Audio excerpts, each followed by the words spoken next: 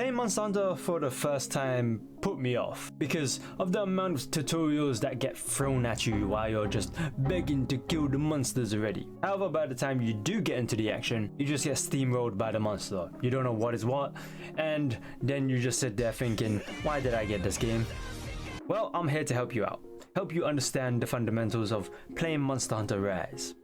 Let's understand the gameplay loop, because once you understand that, then it's pretty much smooth sailing. Firstly, you start off with the base of operations, Kamura Village. You will be here 50% of the game, or something like that. The most important things in the village to know are these key locations. The blacksmith, where you will be crafting all your weapons and armor. You can also get upgrades to them, because obviously later down the line, you're gonna want more power. There's quite a bit of customizations that you can do with the armor for you to build various armor sets. These pieces of armor can help improve your damage, your resistances, and your overall gameplay experience for whenever you fight the monsters. However, since there's way too many ways of armor customizations, I'm not gonna explain it all here. The canteen is where you'll be eating your meals before you go out on a hunt. Eating a meal will give you a chance to receive buffs from whatever dango you've picked. It also automatically increases your health and stamina when going out for a hunt. So always remember to eat a meal before hunting a monster. If you do forget to eat a meal, you can always go into the tent to eat in there, but you won't get access to the random daily food buff. Some of these food buffs can be really useful for whatever monster you're hunting, so make sure you choose the right one. For example, one of the dangos can give you an increased resistance to electric attacks. When you get deeper in the game, you should check out the Meowcenaries in the Buddy Plaza. Here, you can send out a bunch of your doggos or cats to go farm for some resources. Depending on what location you chose, your squad will get resources related to those small icons. You can boost up the item drop rates by sending higher level doggos or cats and using a Lagni apple. You can sometimes get a Lagni apple from Kohu's Nest or from completing an optional sub-quest. If you want more doggos or cats, talk to the buddy handler and hire one there. Once you've hired one, you can either bring them to your hunts by going to the buddy board, or you can train them in the dojo by talking to the buddy expert. Doing either one will allow them to level up so they can be stronger and allow them to get more stuff from the Meowcenaries. You should also check out the Argosy. I think this becomes available when you get a bit deeper, but here you can basically farm for materials without having to farm them yourself. Just choose all the items, trade requests, and select whatever doggo or cat to farm those materials. You can boost the time it takes for them to collect those materials by selecting Buddy Bargaining.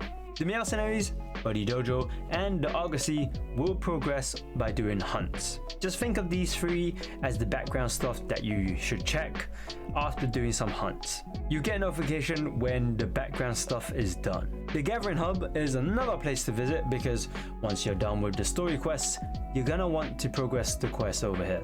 This will get you into the end game content.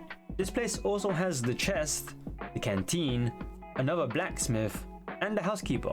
The housekeeper can also allow you to access the Argosy, the Meowcenaries, and the Buddy Dojo. This is one of the reasons why I like the Gathering Hub, because it has everything that you need all in this one place. Lastly, the other important area in the village is the training area. This is extremely useful for new players to understand the weapon that they will be using. I highly suggest for new players to come here before starting any hunt. You need to understand how to use a weapon before going out there. Now I know how boring the training area is, but if you want to get good at this game, then you need to know how your weapon works. I would suggest using the Dual Blades as your starting weapon, since I think it's the easiest weapon to learn. I have done a weapon tutorial for that weapon, so I will leave the link to the video in the description box below. This area is also good for testing out various armor builds that you have created. Next step of the gameplay loop is preparing the hunt. Once you've talked to Hinoa or Minato to hunt down a monster, you gotta prepare yourself.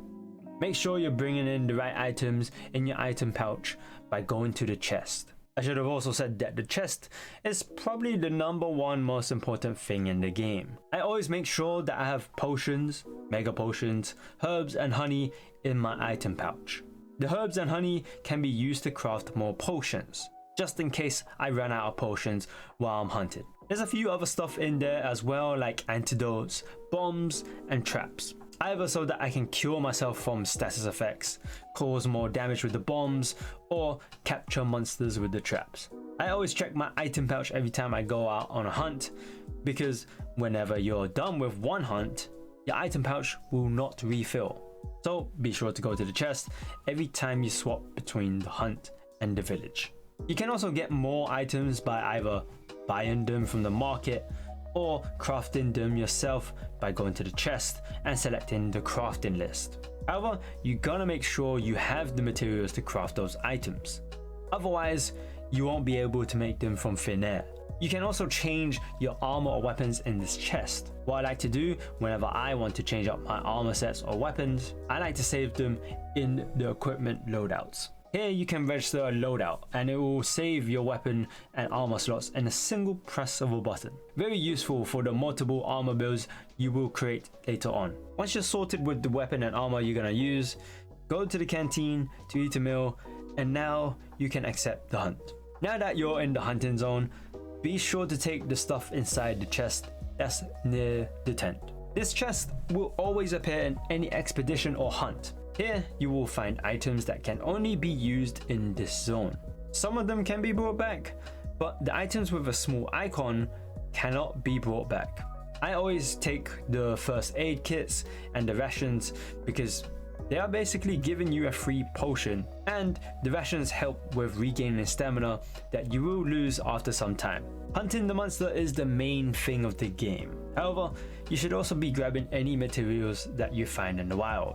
From ores to herbs to bone piles, every material you gather will be used for crafting something. Be sure to grab every material unless you're sure that you don't need it. Fighting a monster will test your weapon knowledge and your skills at analyzing a monster's movement. Veteran players will also target specific parts of a monster to make their fights easier. For example, I love trying to cut off the tails of a monster because some monsters love attacking with that part, and it shortens the range of their tail swipes once you've cut it off. Once the monster gets to low health, which is indicated by the small blue icon on the top of the screen, you have two choices. You can capture the monster and end the fight really quickly, or you can kill the monster. The difference is that some rewards have a higher chance of being obtained when you either kill or capture the monster. You can see which rewards have a higher chance by looking at the hunter notes. If you have not fought and defeated the monster, this page will not show. Now that you've killed or captured the monster, it's time to head back. If it's a new monster or a monster of a higher rank, a new branch of the weapon tree will be available, and a new armor set can be built.